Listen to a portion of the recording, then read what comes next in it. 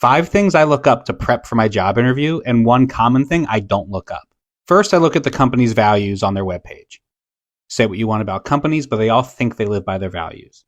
These values are buzzwords to be using during the interview. They can also help you ask questions later on. I'm getting a feeling for what their values are and how I can incorporate that into my answers. 2 is I look up the open jobs on their website beyond the one I'm interviewing for. I want to know what teams are growing or if they're not growing at all. This is going to lead to things I can ask or learn about later on, such as why is the sales team expanding so quickly with so many open roles? Or I notice there's no open roles on the website besides this one. Is growth slow at the moment? 3 is the press stories on the company's website. This is their brag board. They want you to ask about these stories. 4 is I go to crunchbase.com and look at the company's financial information. This is especially relevant if they are in the startup stage.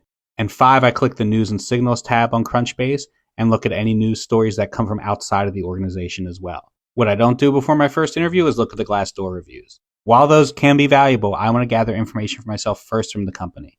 I will let strangers tell me what they think later in the process without having them influence how I go into the interview.